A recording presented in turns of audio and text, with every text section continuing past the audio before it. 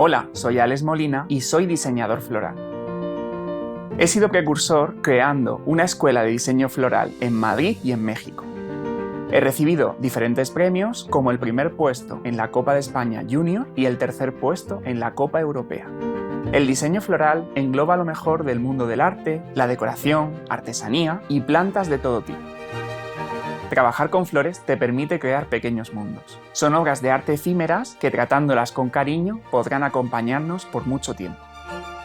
En mi trabajo pinto, recorto y combino materiales naturales y poco usuales.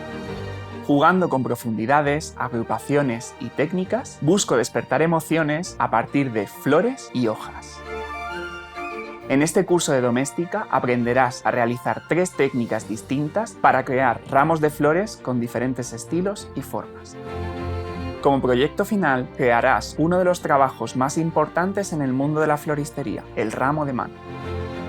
Empezaremos con una breve historia de los ramos, sus diferentes formas y estilos.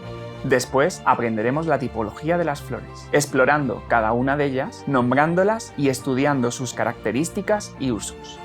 Aplicaremos los fundamentos del diseño y hablaremos sobre la gama cromática y la selección del color para cada ramo.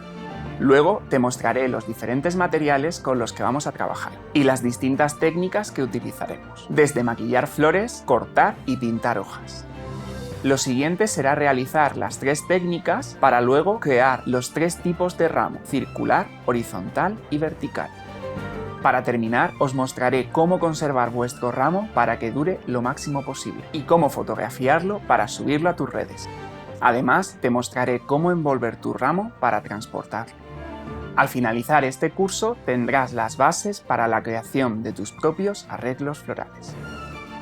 Necesitarás distintas variedades de flores y verdes, tijeras y cuerda. Expresa tu mundo interior a través de las flores.